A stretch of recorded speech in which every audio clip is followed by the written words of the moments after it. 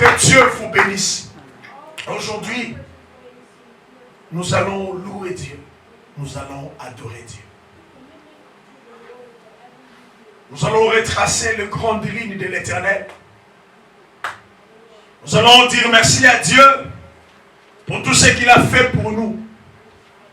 Aujourd'hui, c'est comme un jour bilan. C'est comme un jour tout le monde s'assoit et regarde sa vie. Regarde les objectifs, les assignations qu'il s'est données lui-même pour 2021. Tu les as accomplis. Si oui, gloire à Dieu, tu les as pas accomplis.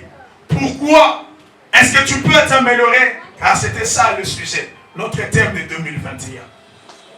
Que Dieu vous bénisse, vous qui avez progressé. Que Dieu vous donne la force, vous qui avez titubé, vous qui avez tâtonné. Que Dieu vous oriente davantage et que le Saint-Esprit vous éclaire. Alléluia. Amen. Je crois que un sage a dit, je n'ai pas échoué, mais j'ai appris. Alléluia. 2021 a permis à tout le monde de comment surveiller sa santé, quoi manger pour être en bonne santé. Si peut-être tu négligeais l'aspect sanitaire, mais en 2021, depuis 2019, tu sais ce qu'il faut manger pour garder et conserver l'immunité. Tu sais quelle vitamine il faut prendre pour que tu ne sois pas, même si tu es contaminé, pour que tu résistes. Alléluia. En 2021, le Seigneur aussi nous a appris comment lui rester fidèle, comment s'attacher à lui. En 2021, le Seigneur nous a enseigné. Le Seigneur est en train de préparer nos cœurs pour le royaume des cieux. Parce que quoi que nous fassions, même si nous venons à l'église, j'aimerais que tout le monde le sache, que nous venons à l'église pour nous préparer le jour où le Seigneur viendra, afin que nous soyons avec lui. Alléluia.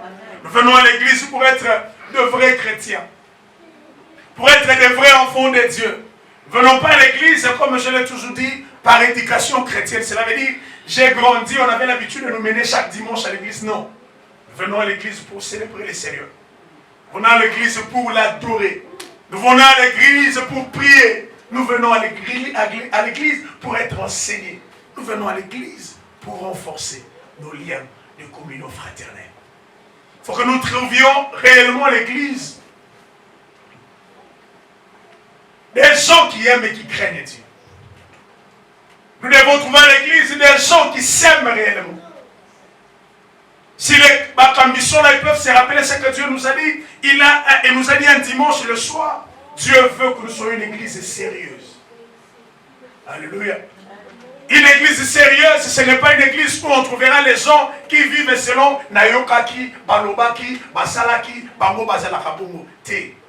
Dieu veut que nous bâtissions une église sérieuse. Une église où les gens se respectent et se considèrent. Où les gens savent que celui-là, celle-là, c'est une maman et c'est un papa. Alléluia. Une église où les gens ont un bon langage. Paul est en train de dire aux femmes qu'une femme plus âgée les enseigne. Je bénis Dieu parce que nous avons une église où les mamans se rencontrent, elles se parlent. Je vous encourage de continuer, maman Eugénie, maman Sylvie et tous les autres, toutes les autres. Une église sérieuse, c'est une église qui prie. Alléluia. Une église sérieuse, c'est une église où Dieu règne en maître. Alléluia.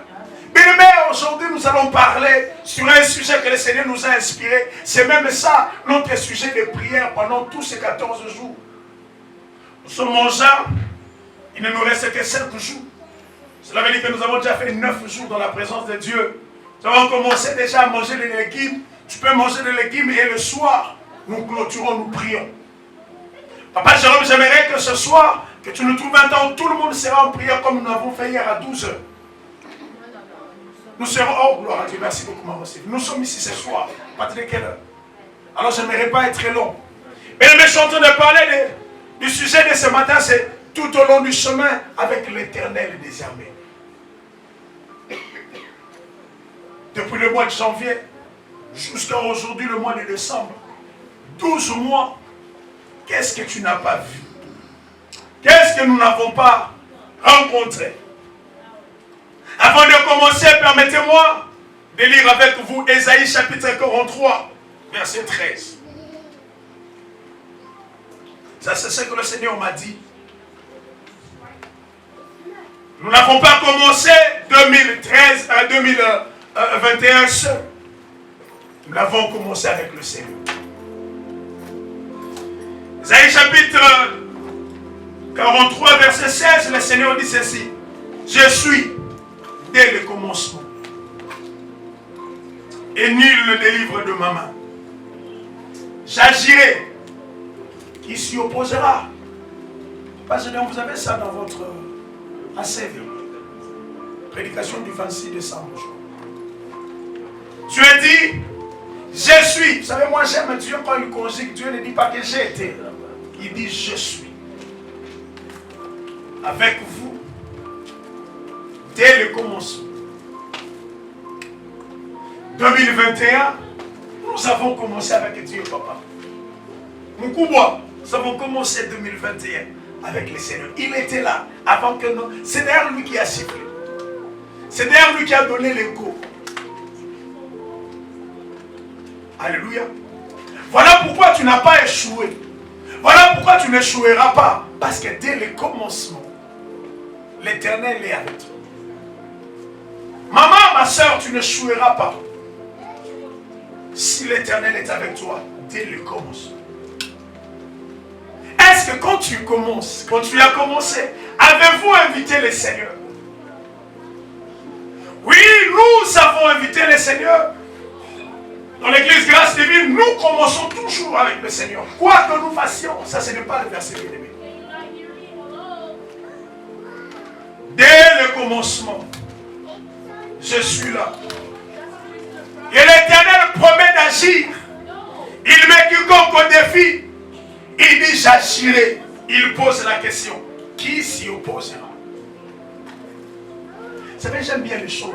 Tu peux embellir ça aussi. Tu peux chercher un thème. Ça va me verser ma péquito. Aux orations. Alléluia. J'aime les bonnes choses, les belles choses. Alléluia. Quand je vous regarde, vous êtes dans la salle à mon fonction de vous. Alléluia. Faites des bonnes choses. La présentation de choses. Vous savez, dans tout ce que vous êtes en train de faire, il faut ajouter la qualité.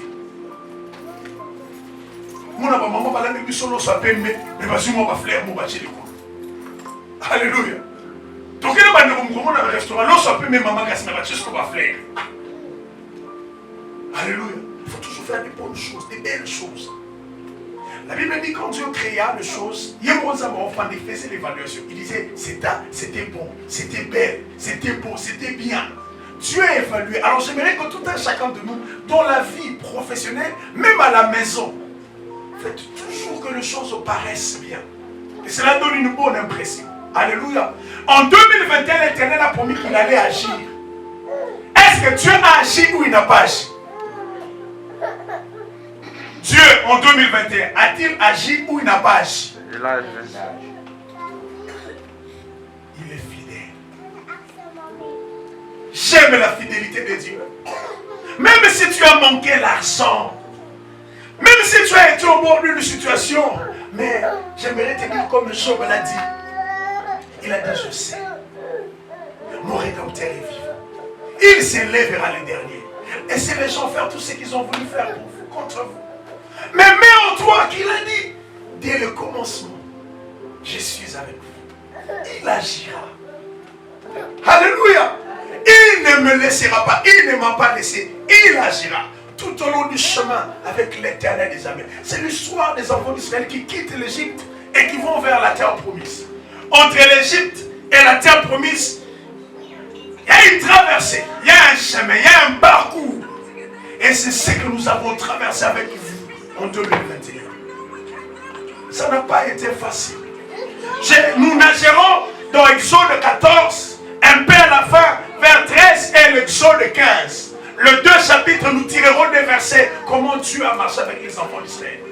Comment Dieu a opéré avec Israël. Je voudrais que cela te raconte aussi. Je voudrais que cela croise les réalités que tu as vécues en 2021. Alléluia. Les enfants qui ont de jouer, si vous pouvez baisser les volumes, ça nous fera un peu du bien pour que nous puissions parler. Aujourd'hui, c'est un jour, nous tous, même avec nos enfants, Tofana,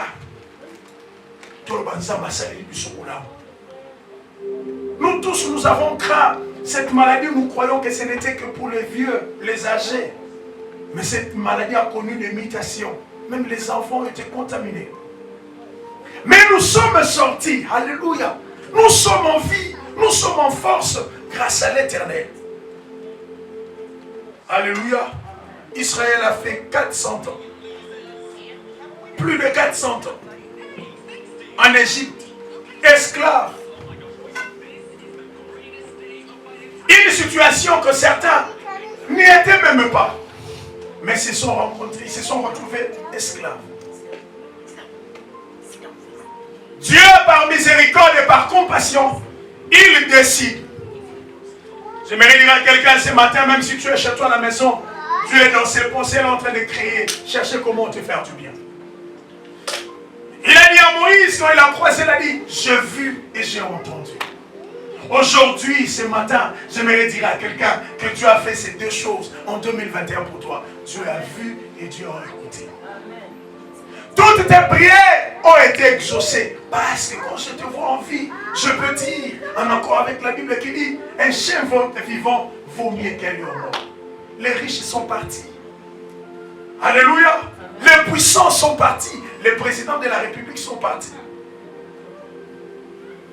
Mais nous, qu'est-ce que nous valons? Pose-toi la question, pourquoi Dieu m'a conservé encore en vie? Il a dit à Moïse, maintenant moi Dieu, je me lève, je veux. C'est mon temps de jugement. Oh, laissez-moi rassurer quelqu'un ce matin que les gens qui t'ont fait du mal, Dieu s'est levé. Il veut juger ceux qui t'ont fait du mal. Parce que c'est lui-même Dieu qui a dit à Moïse, je vais libérer ces peuples.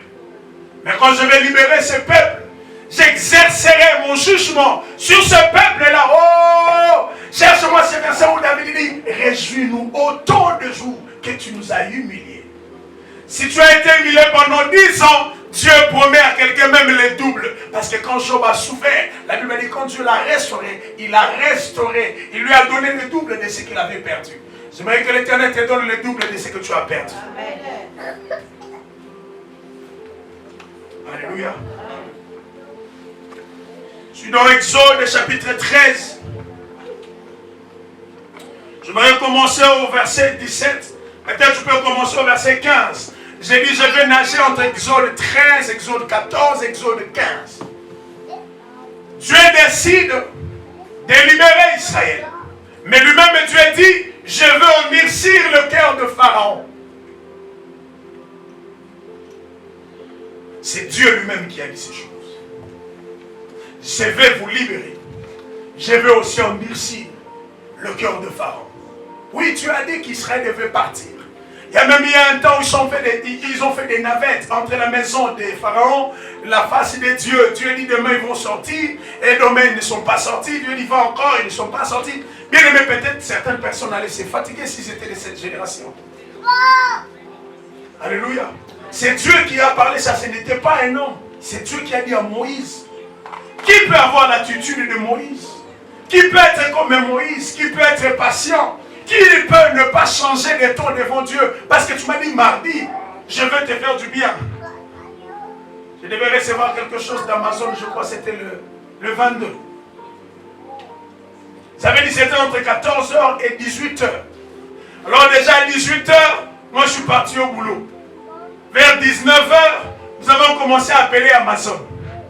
Amazon a dit non, il est... Pour une fois, Amazon me dit, bon, même si on ne donne pas aujourd'hui, on va donner demain. Mais c'est eux-mêmes qui nous ont dit que c'est entre 14h et 18h. Alors je me réveille le matin vers 3h. Je ne sais pas si à cette heure-là qu'ils avaient trouvé, mais je trouvais un message qu'ils avaient déjà déposé le courrier. Si Amazon peut te dire qu'il délivrera aujourd'hui, n'a pas délivré, délivre demain, il y a combien plus forte raison Dieu qui dit une chose et il veille sur son accomplissement. Il dit j'agirai, personne ne s'y opposera. Ce qu'il a promis, il le fera. Si Amazon sait et peut déposer, et il y a combien plus forte raison ton Dieu? Daniel a prié pendant 21 jours. Toi, tu as prié pendant 14 jours. Mais tu vois, les choses ne changent pas. Mais Moïse n'a pas cessé, n'a pas arrêté d'aller dans la présence de l'Éternel. Alléluia. Il a continué de persévérer parce qu'il savait que celui qui a fait la promesse est fidèle. Verset 17, la Bible dit, lorsque Pharaon laissa aller le peuple, Dieu ne conduisit point par le chemin du pays de Philistins, quoique plus proche, car Dieu dit, le peuple pourrait se repentir en voyant la guerre et retourner en Égypte. Entre l'Égypte et la terre promise, le chemin était court. Mais Dieu sait par quelle voie il va te faire passer pour que tu arrives là où tu es. Parce que Dieu sait que toi, devant le problème, tu ne résisteras pas. Au préférence en Égypte que au continent là. Les voies de Dieu sont insondables. Alléluia. C'est lui qui sait tracer le chemin. Je vous ai toujours dit, Ésaïe chapitre 30, verset 21, la Bible dit, tu entendras une voix par derrière qui te dira, va à gauche et va à droite. Dieu a décidé qu'Israël sorte, Israël est sorti. C'est comme si Pharaon était un peu hypnotisé, il ne savait pas. Il se rend compte, la Bible dit, on le réveille le matin, on lui dit que les Juifs sont partis. Il dit non, poursuivons-le. Bien aimé, Dieu fera de sorte que, au-delà de te libérer, il va créer une circonstance pour te venger devant tes ennemis. Amen.